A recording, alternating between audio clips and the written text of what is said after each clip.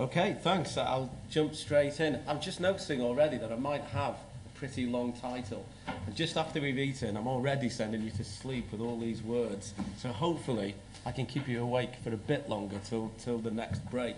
As mentioned, my background is in labour, working class history, industrial relations, and the rise and decline of working class communities. That's what my academic background is in. So this is a kind of recent departure that I've taken into cultural aspects of working class life, and this forms my contribution to this symposium on quadrophenia. And what I wanted to do in this paper is kind of three broad things, and I'll come back to some of these as I move towards the conclusion.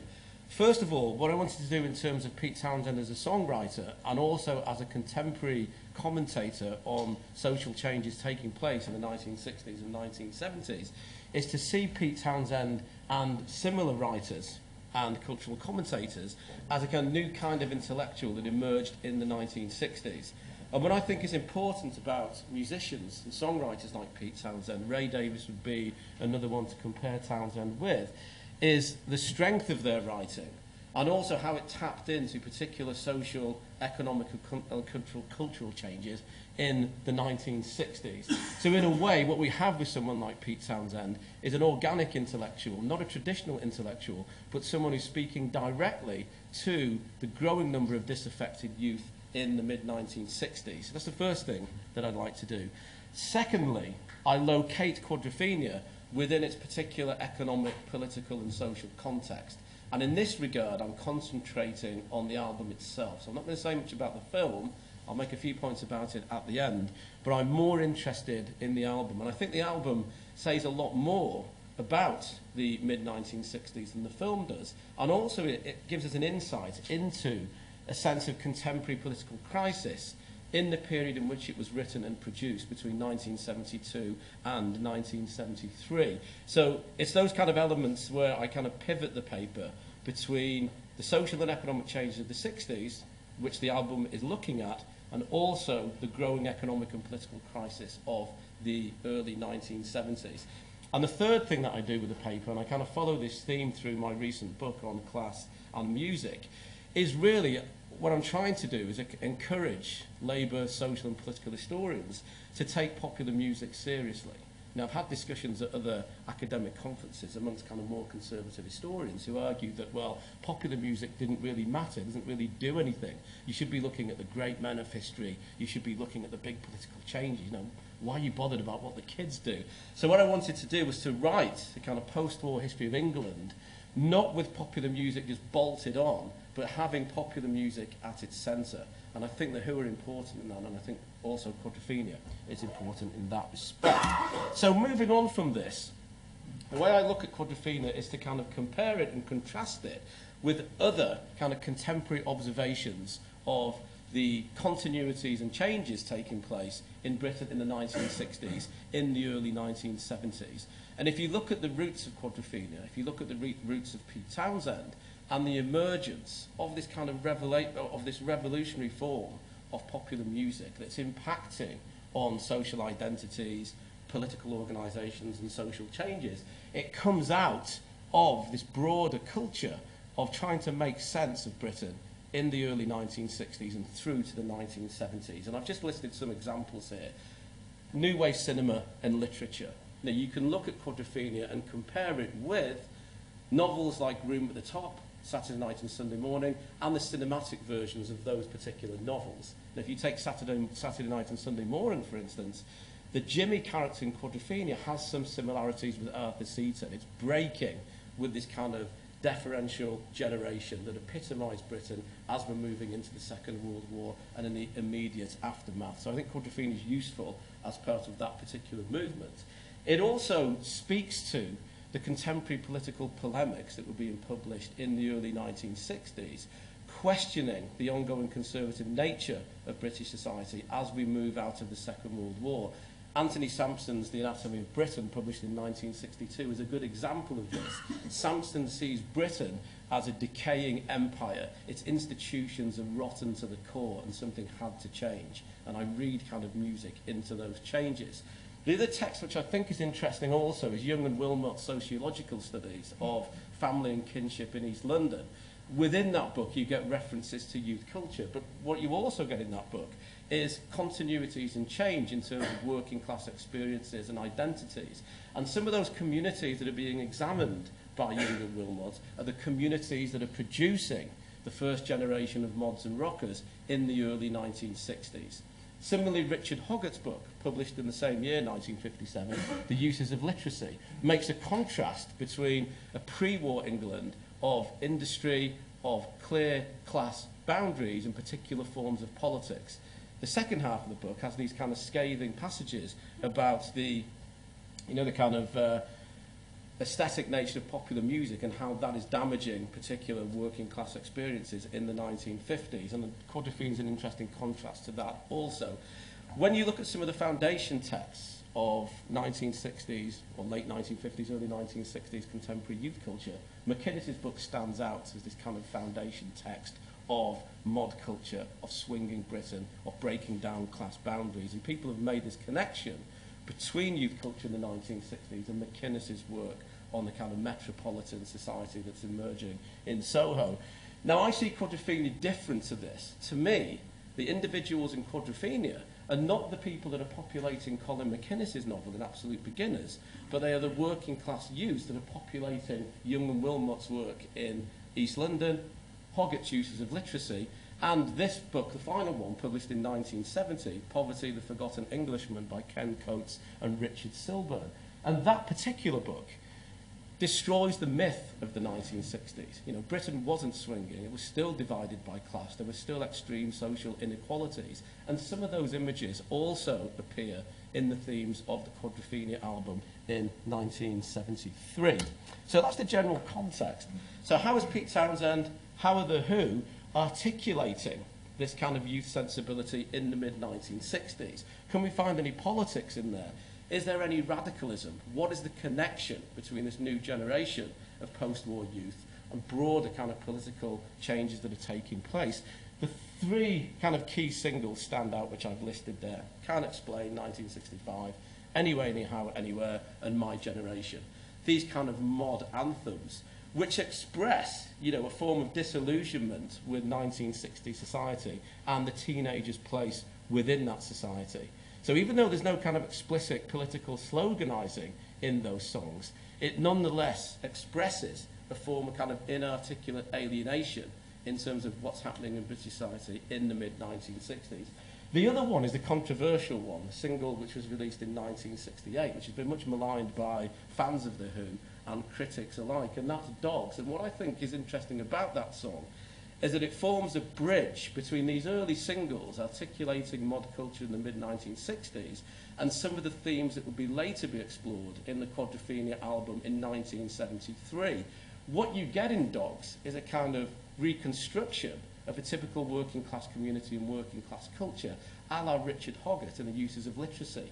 The people that Townshend writes about in Dogs and the kind of cultural references that he makes in that song are very similar to the disappearing working class community of Hoggart's work in the Uses of Literacy. So just some examples there of where Townshend's writing is basically having a discussion or a conversation with contemporary British society, the continuities, the changes, the resilience of social class.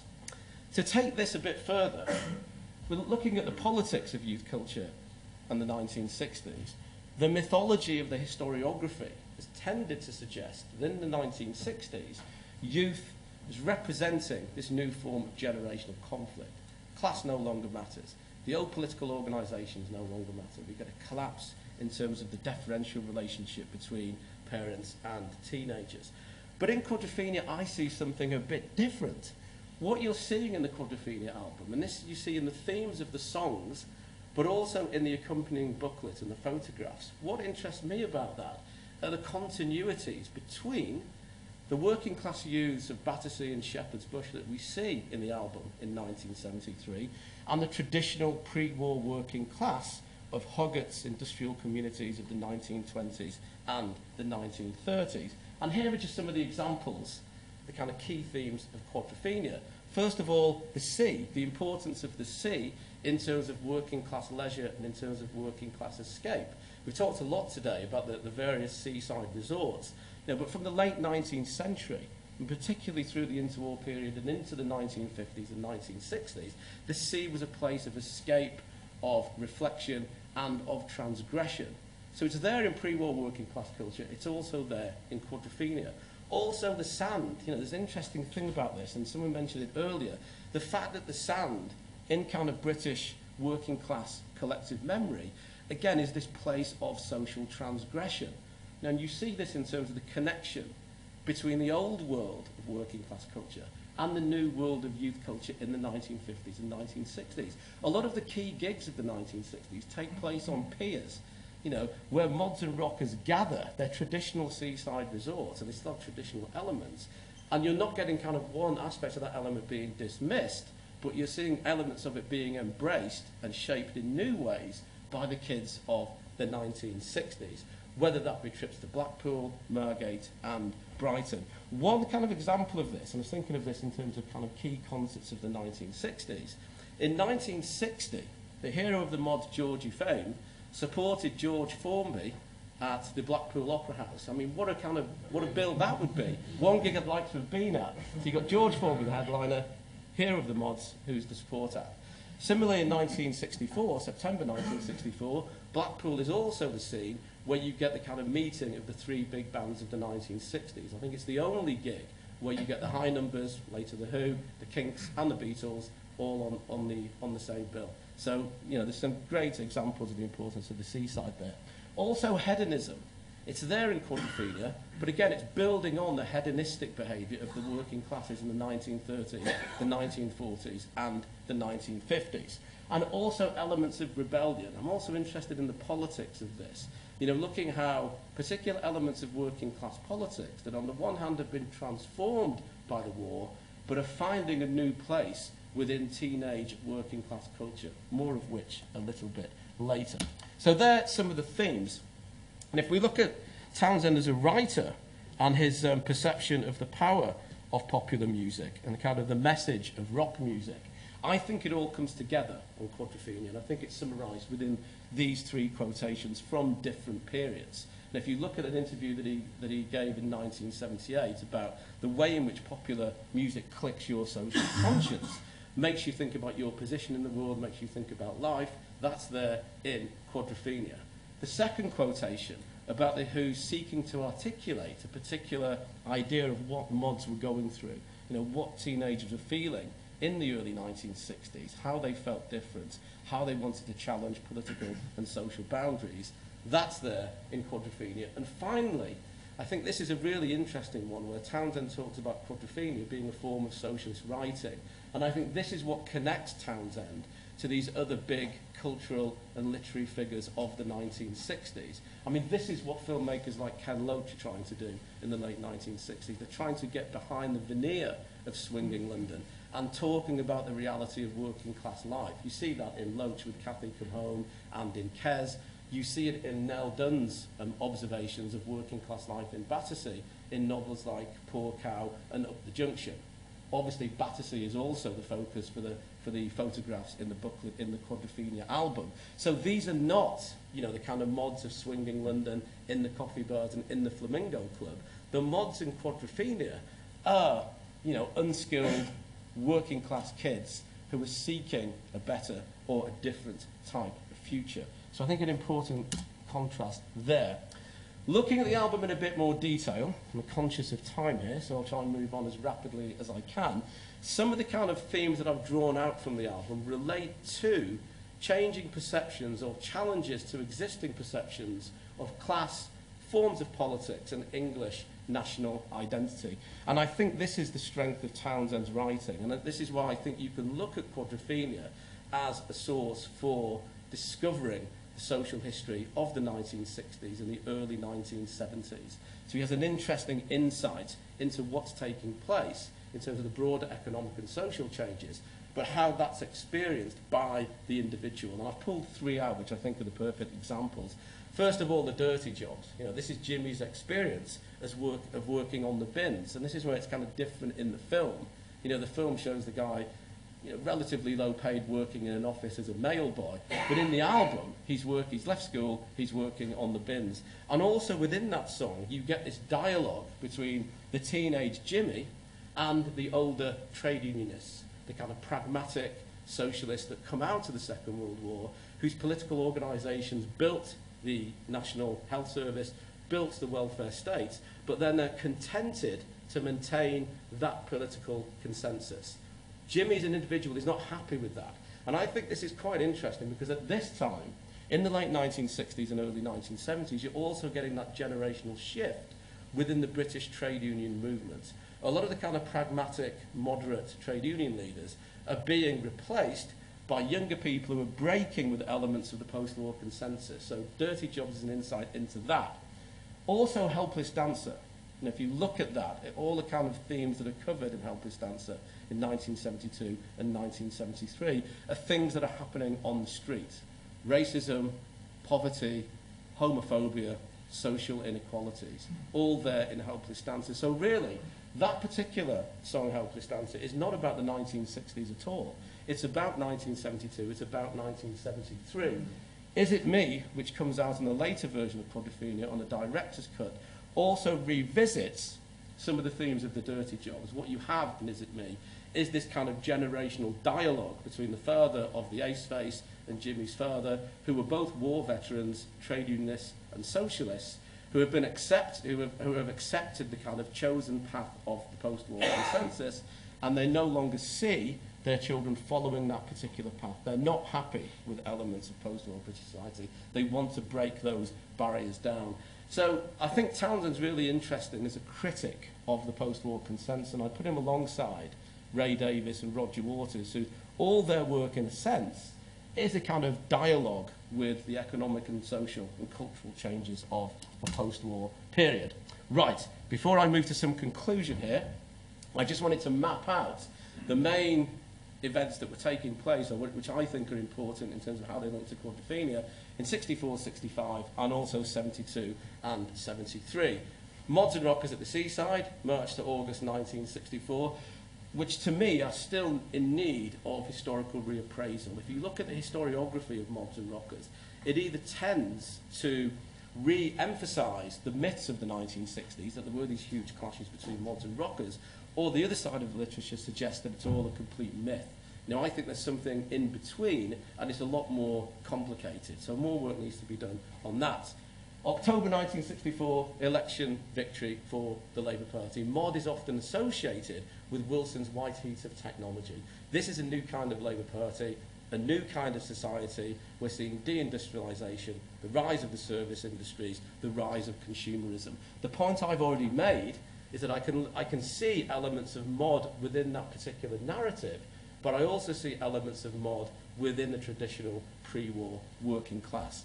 1965, death of Winston Churchill, symbolising again challenges to existing perceptions of political deference. And then in July 1965, we see the political parties facing internal pressures. And what you have in the Conservative Party, for example, in the late 1960s, is the growth of a new form of conservatism. Ted Heath breaking the mould, or attempting to break the mould, of the post-war consensus, which eventually leads to the big change in the Conservative Party in the early to mid-1970s. Similarly with the Labour Party. The Labour Party from 1966 to 1970 is suffering because of these internal divisions, new generation of socialists, and those who are challenging the boundaries of the post-war consensus. That's, in there in Quadrophenia. It's not articulated in a formal political language, but it's there in the conversations between Jimmy and his father, the bellboy, and his father. Two films which I think do a similar thing. The Party's Over, starring Oliver Reed, which looks at the dark side of beatnik culture, and also The Leather Boys, that's already been mentioned. What I think are good about those two films is that they both express, or they show, the limitations of youth subcultures in overcoming the boundaries of class and status and economic inequalities in British society. I could talk more about them, but I haven't got time. Moving towards some kind of conclusion, when the album comes out, 1972, 1973, it's written in 1972, into 1973, and it's released in 1973. Crisis and conflict, part of kind of collective memory of the early 1970s. National miners' strike in 1972. Miners are referenced in the dirty jobs. Townshend's obviously thinking about the political changes taking place within the organised working class at this time. First official gay march, Pride, in July 1972, again linking in to developments within popular music and new forms of radical politics. Again, this is a challenge to the existing political orthodoxies, and again it's there in the conversations that we see in Quadrophenia. Industrial disputes, terrorist bombs going off in London, miners' overtime ban, which affects the recording of the album, and then in 1974, the fall of the Heath government and the re-election of Harold Wilson. Again, two films, That'll Be the Day and Oh Lucky Man from 1973. That'll Be the Day also looking at youth culture in an earlier period, which I think is very interesting. But Lindsay Anderson's Oh Lucky Man, like Quadrophenia, is kind of purveying this sense of a Britain where the social fabric is starting to come apart. Again, you can look at Anthony Sampson's work on the anatomy of Britain, Quadrophenia, Lindsay Anderson's Oh Lucky Man. Right, and I am going to finish in about 1 minute. Selected images from Quadrophenia, and these that I picked out just these, I think they illustrate what I've been saying for the last 20 minutes. If we look at Quadrophenia, it's a slice of social realism. This isn't Antonioni's blow-up. This is not the Two Eyes coffee bar. This is not swinging London. This is more a London that is bumping, that is grinding, that's divided by class, race, and social inequalities. You see that in these pictures. You know, the booklet is full of particular images of a Britain which consists of class inequalities, egg and chip dinners, greasy spoon cafes, and rampant class divisions, as we see in this image here. The last slide, Quadrophenia and social history. So what is Pete Townshend doing? What am I doing? What am I trying to present to you today? Well, I think what Townshend does in Quadrophenia, very interestingly, is that Quadrophenia isn't an example of the way in which the 1960s was transforming British society. This is not some kind of countercultural hippie tract saying, you know, everything that went before is bad, we need to transform the world. What you see in Quadrophenia is this mapping of continuities and discontinuities in terms of working class life. It's also interesting as well in terms of when it was written, when it was released, and also the period that it looks at. These are specific periods of crisis and transformation. The album's set in 1964 to 1965. That's when we get the end of this long period of Conservative rule, the election of the Labour Party in 1964, the white heat of technology. 1972 to 1973, industrial militancy, rising unemployment, economic decline. 1978-79, my only bit about the film here, interestingly, is also released in a period of growing economic and social crisis. Winter of discontent in 1978, the election of Margaret Thatcher in 1979.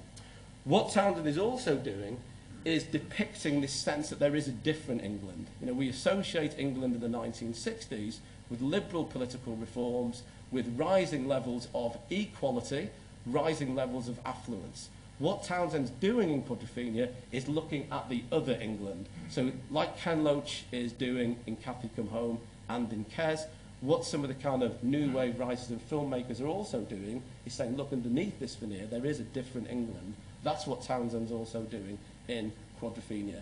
And more generally, I think Townshend's useful, and there's not many others. I mean, Ray Davies and Roger Waters are probably the other two, which I think are really useful individuals, and their work is useful for creating a history of post-war England with popular music and youth culture at its centre. And if you want to follow some of these themes through, all of this I talk at great length in my book. Thanks.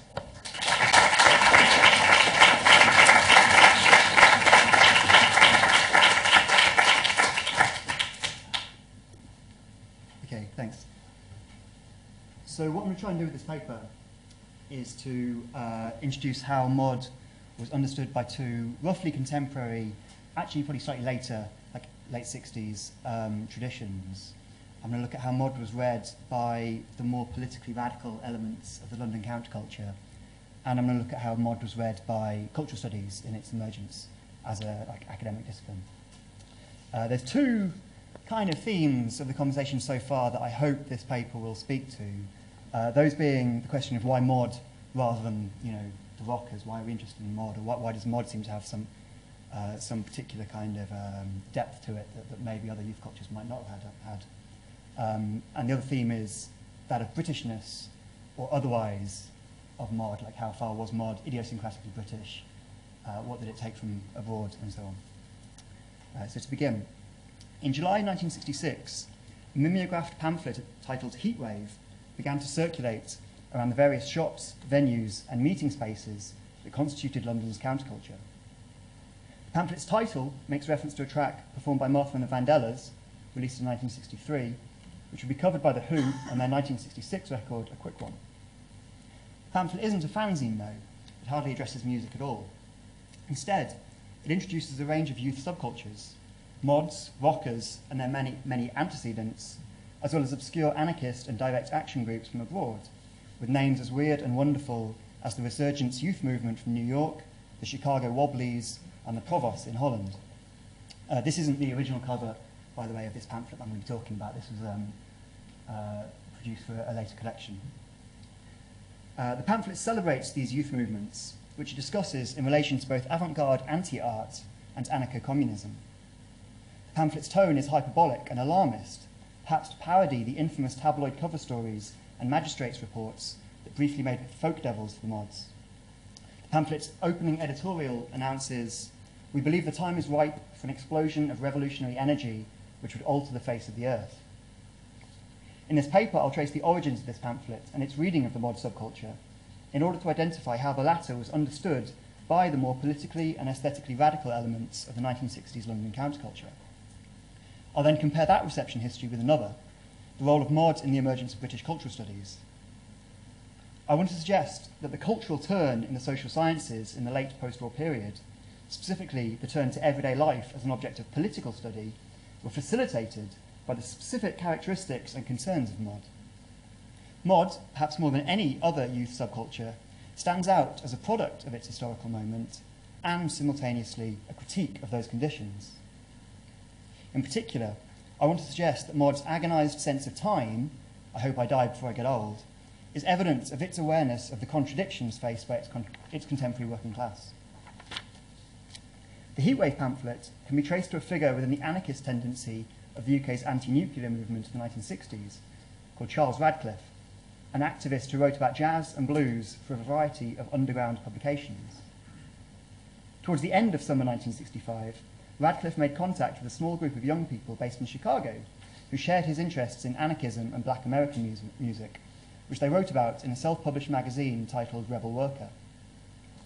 Another of Rebel Worker's interests was surrealism, and so Radcliffe was soon introduced to the work of André Breton and his many oft-cited influences, including the Marquis de Sade, the utopian socialist Charles Fourier, the young Karl Marx, and the poet Lautréamont. One senses that the Rebel Worker group did not anticipate that its eclectic mix of interests would be easily received by its readership. At the same moment as it introduces those interests, it defends them from more staid conceptions of the political associated with the traditional and institutional left.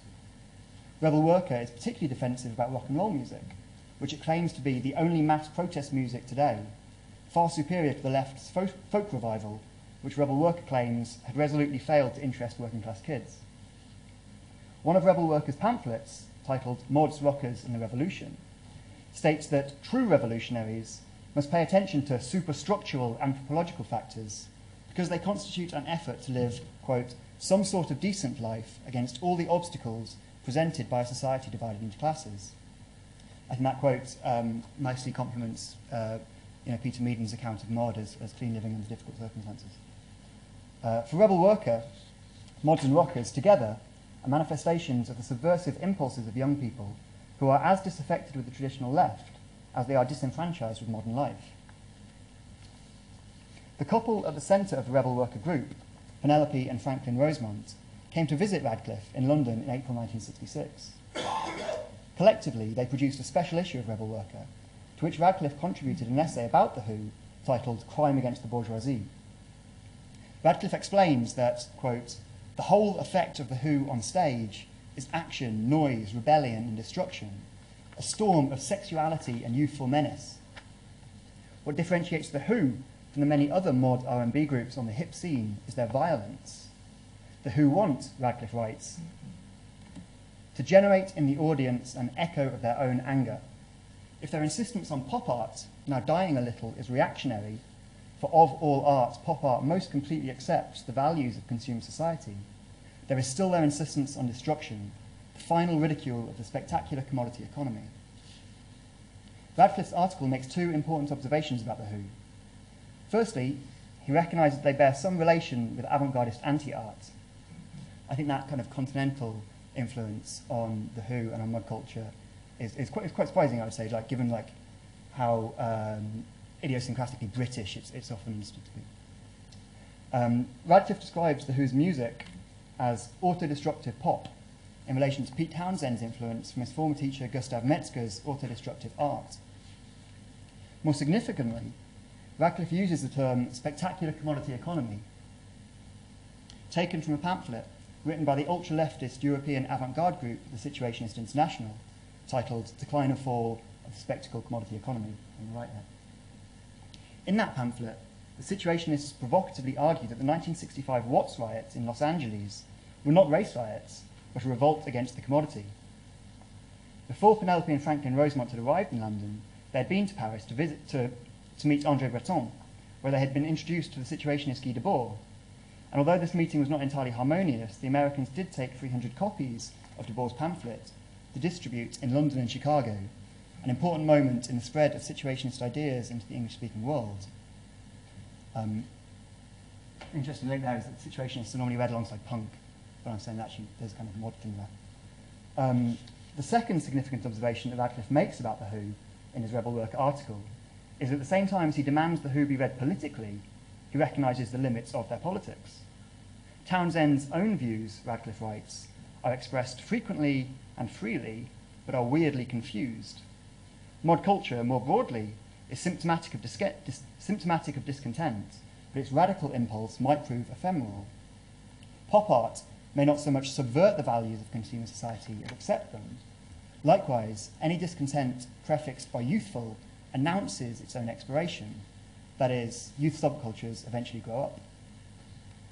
When the Rosemonts returned to Chicago, Radcliffe began Heatwave, which lasted for 2 issues, both published in 1966. If we return now to the first issue, we recognise that Radcliffe had inherited much from his experience with Rebel Worker. Like its American forebear, Heatwave sought to introduce its readership to continental avant-garde traditions and political movements, and to look for manifestations of those revolutionary stirrings in British youth culture. In the issue's central article, The Seeds of Social Destruction, Radcliffe restates his interest in, quote, the emergence, one after the other, of groupings of disaffected youth, which exist wherever modern, highly bureaucratized consumer societies exist. In the USSR, still Yagi; France, Blouson Noir; Britain, Mods and Rockers; Holland, Provos. Such groups, Radcliffe continues, have little immediately in common, but their implicit rejection of the positions allocated to them in society.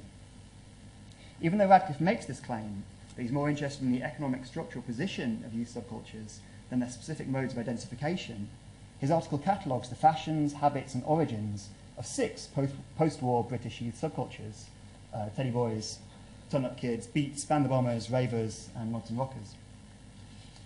For Radcliffe, the rockers are, quote, the entrenched traditionalists of teenage fashion, while the mods are, quote, perhaps more experimental than any other group, influenced by European avant-gardes and London's West Indian communities. Radcliffe does, however, restate his anxiety that the mod's destructiveness was turning inwards. While the furious consumption programme of the mods was once a grotesque parody of the aspirations of their parents, by 1966 it had become an end in itself. Elsewhere, mod culture had been reduced to spectacle. Mod rocker skirmishes, Radcliffe writes, serve only, quote, to keep blimpish magistrates busy in those quiet seaside towns where the bourgeois go to live and die like happy squires. Mod culture, for Radcliffe, occupied a moment of plenitude and loss.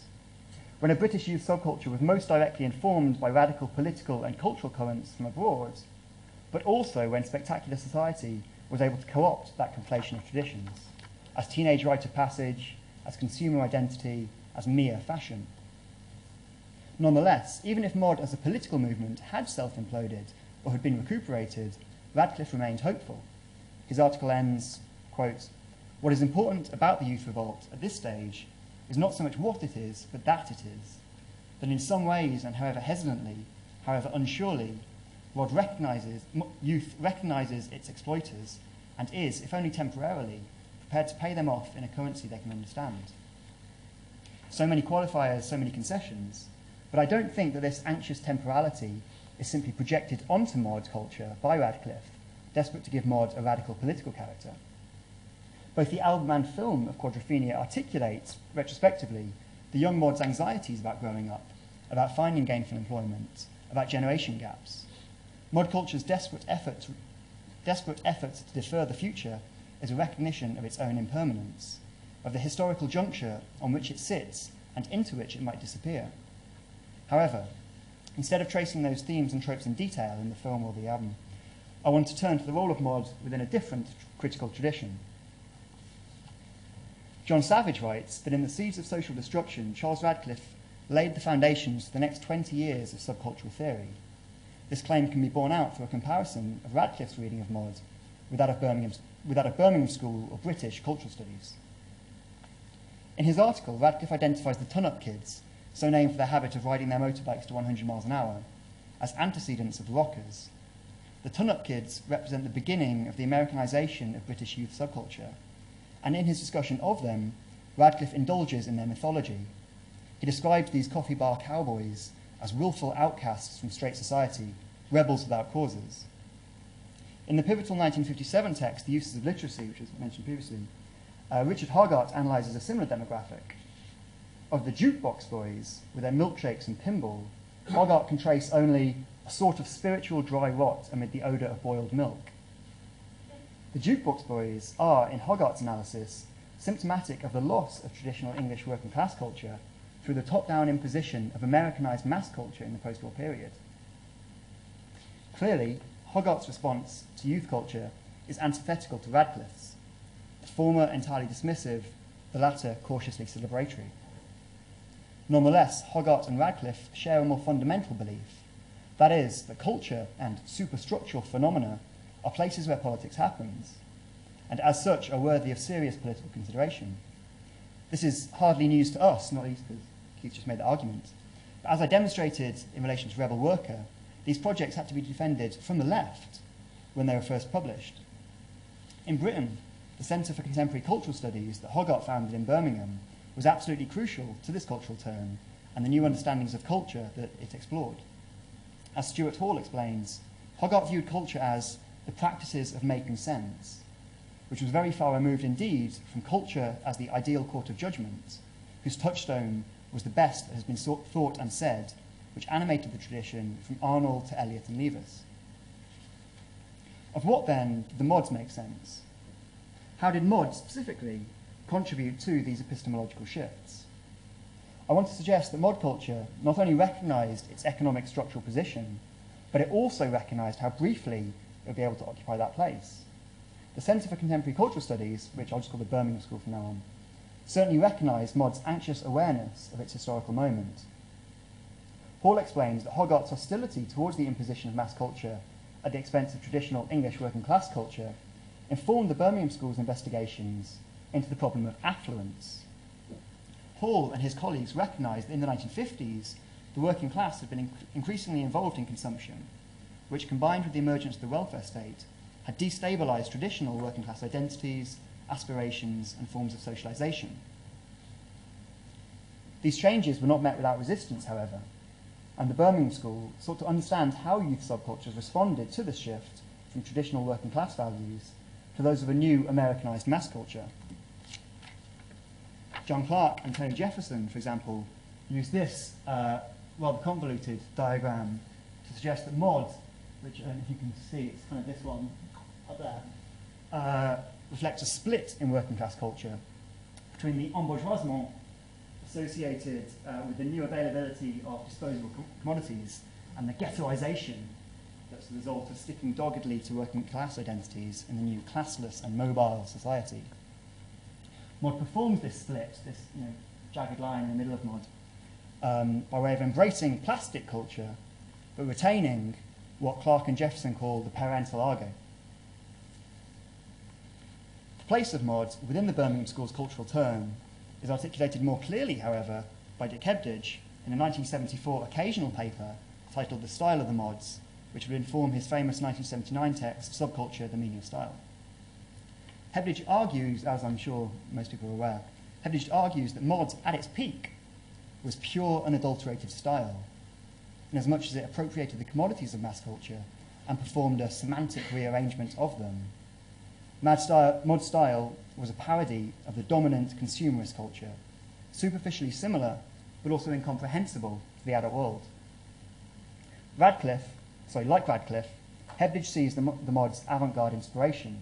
Quote, like the surrealists and the Dadaists, the mods relied principally on the dissonance between object and context to evince the desired disturbed response from the dominant parent culture, and learned to make their criticisms obliquely, having learned by experience at school and work to avoid direct confrontation where age, experience, and civil power would inevitably have told against them.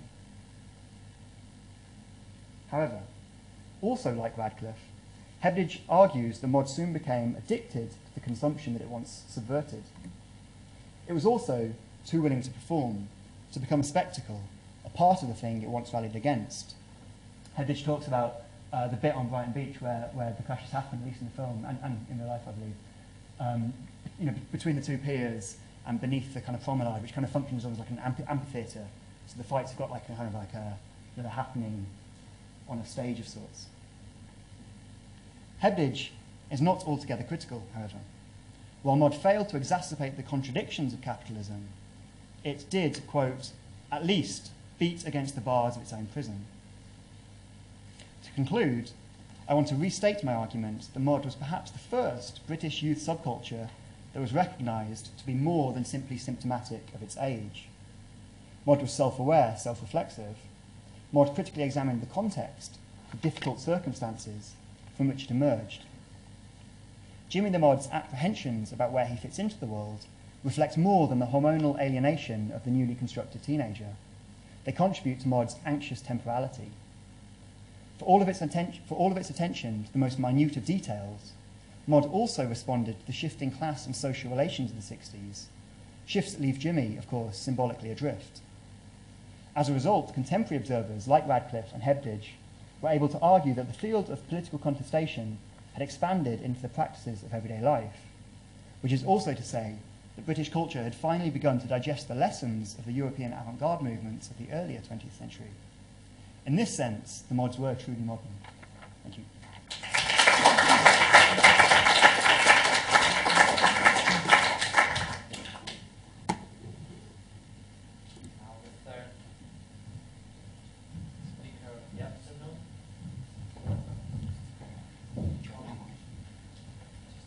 Sorry, there are no pictures with my rather traditional paper. I'm glad, though, that and some of the images I might be referring to have already been shown, and I'm presuming as well that most people will be familiar with those. I've also apologised as well. I forgot my glasses. Whether that's old age or vanity, I'll let you decide. Okay, cracking on then. Quadrophenia was released only about 7 or 8 years after many mods were starting to exchange amphetamines for marijuana and sulfur psychedelia, but far enough away from the world and culture it explored as to be something of an anomaly. If the Baroque grandeur of Tommy, 1969, belonged to its time, and the film version, of course, from 1975, eventually slotted easily into the world of high glam, then on the surface of the early 70s, Pete Townshend's second rock opera did not. But hold on a minute. David Cassidy was #1 in the UK singles chart with a song called Daydreamer, and Status Quo's Hello was just about to say goodbye by being knocked off the top of the album charts by David Bowie's Pin-Ups, a retrospective album in its own right, one that contained a couple of old tracks by The Who, and one which found former mod Ziggy digging deep into the back catalogue of the decade that had helped to create him. The London Rock and Roll show at Wembley Stadium the previous year helped to stoke up a revival of interest in 50s music and fashion, one that fused with contemporary pop culture as groups like the glitter band Mud and a little bit later Shawaddy Waddy illustrated, and the success of films like That'll Be the Day also testified. The second coming of mod, however, while undoubtedly kick-started by Quadrophenia, needed a film version before it was fully revived in the public consciousness towards the end of the decade. This was quite possibly due to the fact that while the concept is based upon mod, the music itself is definitely not, and unlike the artwork and the subject matter of the lyrics, anything but retrospective. Nonetheless, while The Who were continuing to transform themselves into one of the loudest stadium rock bands in the mid-70s, Quadrophenia was Pete Townshend's own particular foray into the fairly recent past, one that consecrated mod at the same time as it offered a model for the critical analysis of all youth subcultures, past, present, and still to come. Even though back in the mid-60s it was Pete Meaden's visionary mod relooking that brought The Who's success, commentators like Eddie Pillar have noted that Pete Townshend was the only real mod in the band. Richard Barnes has also spoken of the way in which mod helped Townshend, who had always been something of a loner, to find a culture with which he could identify, but at the same time a culture to which he felt he could never fully belong. This tension between the desire to be a part of the in-crowd, coupled with the inability to reconcile a nagging sense of personal alienation, is central to Quadrophenia, and clearly Jimmy's sometimes ambivalent relationship with mod reflects Townshend's own position. In his autobiography, Who I Am, from 2012, he recalls a memory experienced in January 1973 during a night of heavy rain at his cottage in Cleve, a memory of walking on Brighton Beach with his then girlfriend after a concert at the Aquarium in 1964, one that coincided with the clashes between mods and rockers. Townshend writes, "As I thought back to that night, a sense of falling and vertigo came flooding back with the flooding river outside. I felt that same sense of depression and hopelessness, but I also felt again the remembered romantic warmth of nodding off on the milk train home in the early hours, with Liz by my side. For a short time we had both felt like mods. There was something wonderful in all that." It's a memory of not belonging, and yet belonging, of individual anxiety being temporarily assuaged in the collective identity of mod, of feeling intensified through the experience of falling in love, and paid back with interest in the act of recollection. But more than nostalgia, this moment of epiphany, as Townshend describes it, allowed him to sense something of the cultural and historical significance of the mid-60s and the Who's involvement with that generation, an apprehending of past experience that compelled him to write the short story of Jimmy Cooper, of course found on the inner sleeve of the album, that very same night. Townshend was already in retrospective mood before this, and Quadrophenia had already found its genesis in yet another setback in the unending and incomprehensible Lifehouse saga, in the Rock is Dead, Long Live Rock project, and in his attempts to keep the Who together as a group or a gang in which every member pulled his own creative weight. This is another brief quotation from his autobiography.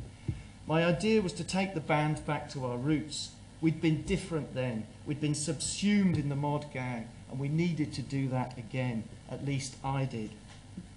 Quadrophenia, then, is both a celebration and exploration of mod, a reflection upon a time when the Who seemed to have a place and purpose within the wider, vibrant youth culture that adopted them, and also, through looking back, an attempt to come to terms with the past as a way of moving forward into a more creative and cohesive future. Even though Tommy in its various versions helped to carry the Who from the late 60s into the early 70s, a process completed with Ken Russell's forthcoming film, the contemporary world must have looked like a teenage wasteland compared to those crazy days of 64 and 65.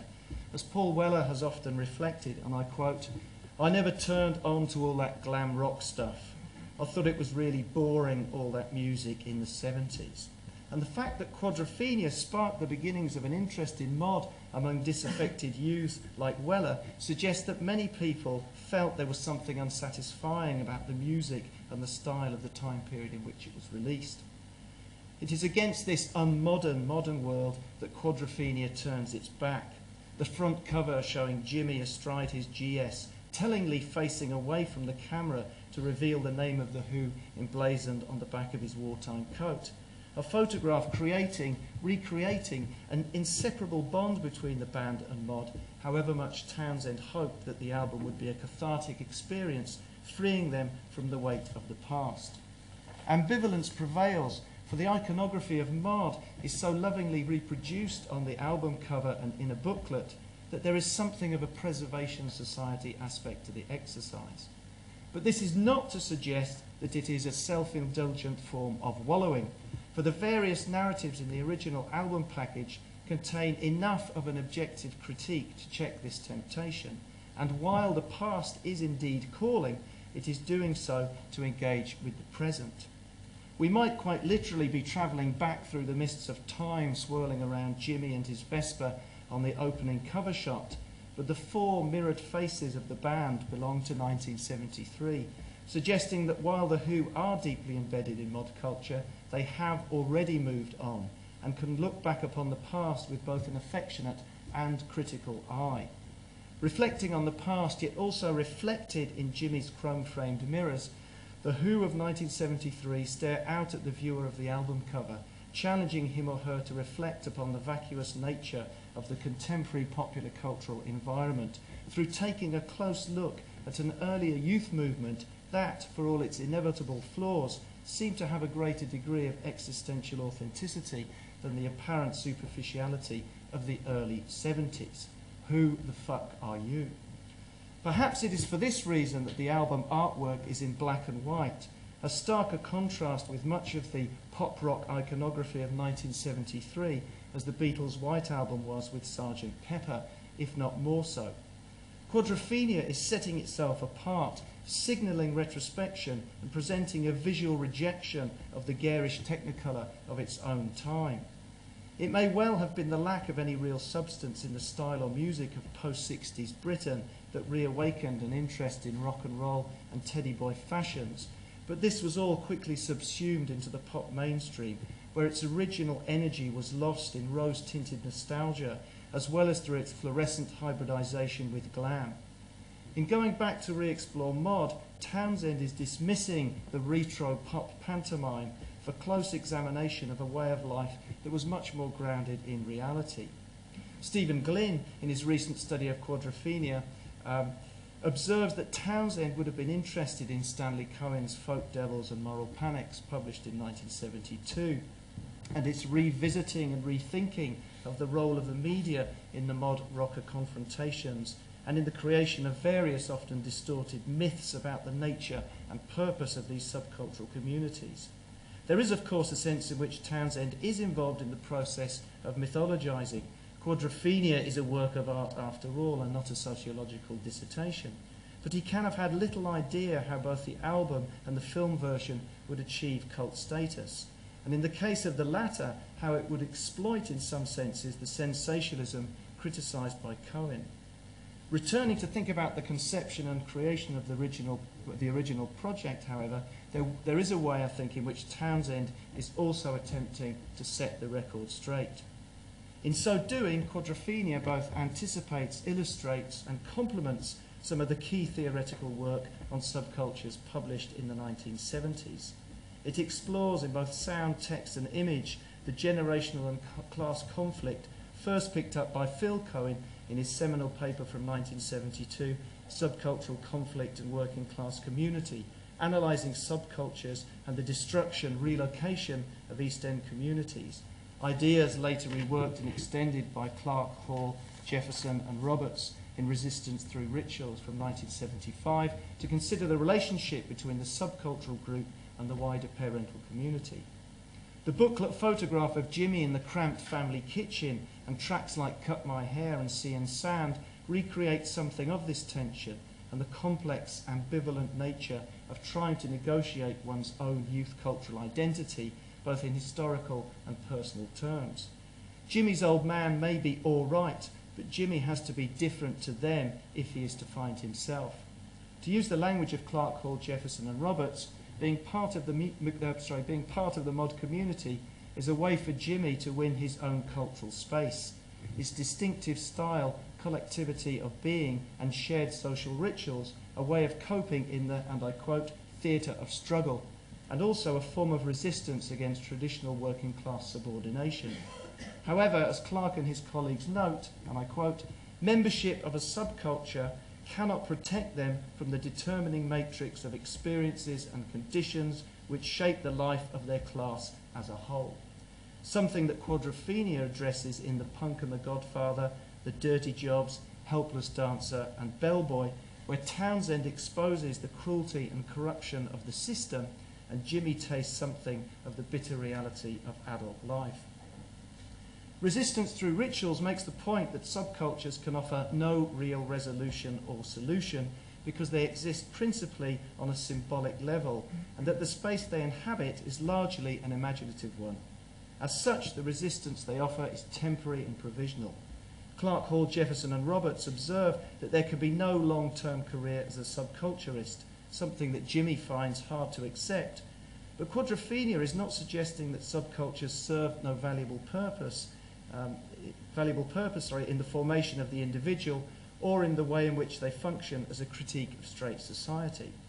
Jimmy finds it difficult to be a mod, to move with the fashions, to earn the respect of his dancehall friends, but is insistent on the fact that you'll all see I'm one, as he dreams of slim check jackets with a touch of seersucker, riding his GS scooter with a neat haircut, or wearing his parka in the wind and sleet. It is Jimmy's association with these objects and activities, an association amplified in the short story and photo-narrative, that establishes the portrayal of modern Quadrophenia as a spectacular subculture, a term utilised by the already mentioned Dick Hebdige in Subcultures, The Meaning of Style, published in 1979. According to Hebdige, spectacular subcultures represent noise rather than sound, they disrupt the status quo, they are forms of disorder, and yet paradoxically, the style of these subcultures is highly codified and homogeneous, is anything but thrown together.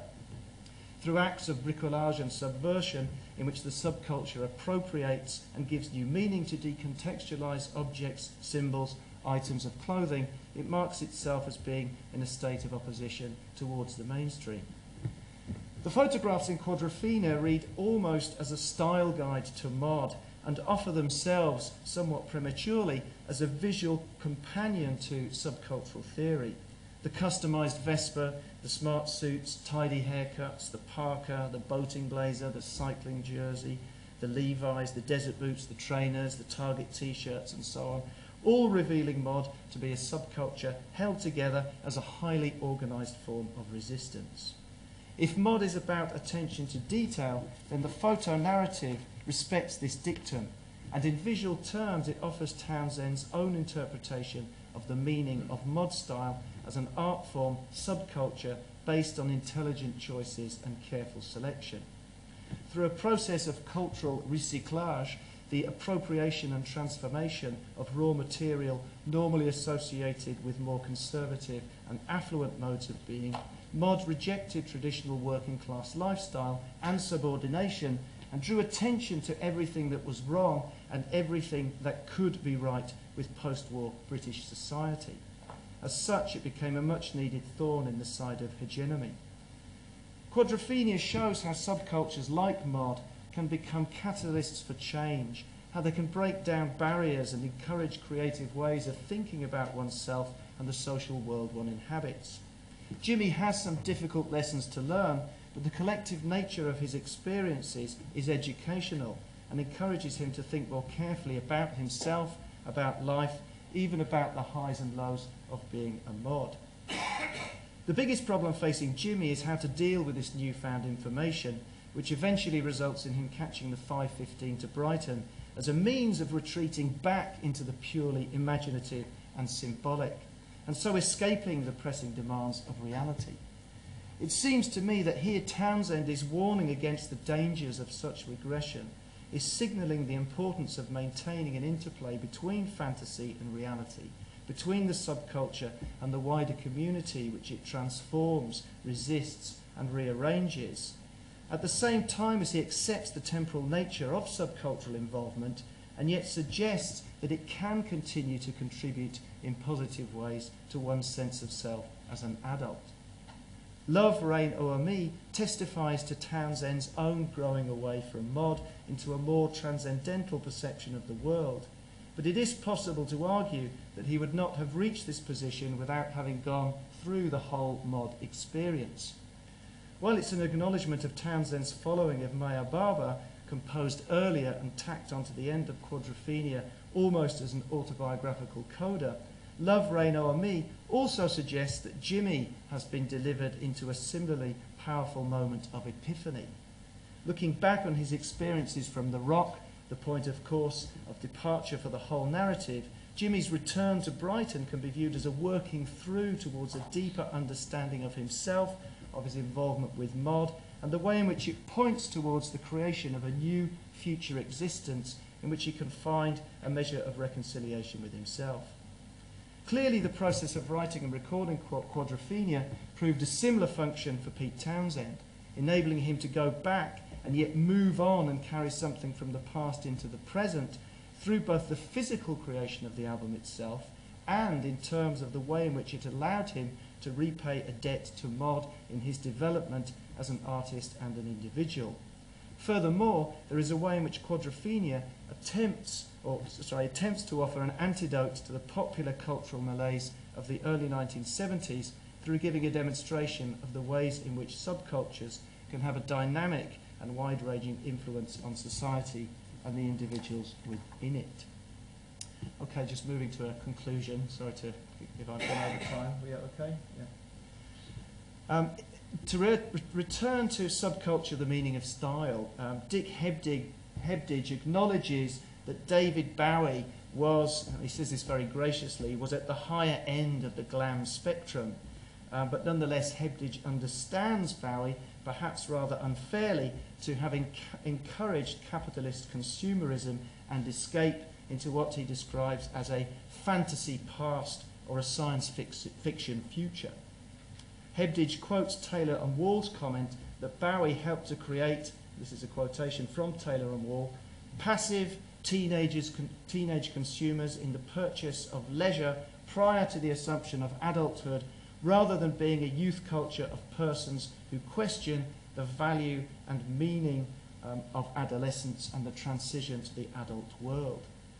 In Quadrophenia, Townshend tries to correct this passivity by exploring his own youth, one that contains its own share of fantasy and dream, but one that also asked many important questions ignored perhaps by the more hedonistic adherents of the early 70s music scene. On one level, the album can be read as a marker of the social changes taking place in the early to mid-60s through the wider empowerment of post-war youth. But it is not only a snapshot of history. Like Hebdige, Townshend is aware of the ways in which spectacular subcultures are eventually appropriated by the mainstream and so lose their original dynamism and difference. Mod is no exception. But in releasing Quadrophenia when he did, Townshend is resurrecting something of the energy and commitment of mod to take a well-aimed swing at contemporary youth culture, seemingly lacking in any real autonomy or direction. As such, maybe Quadrophenia can be understood as a wake-up call to the nation, at least to all of the young dudes. Thank you for listening.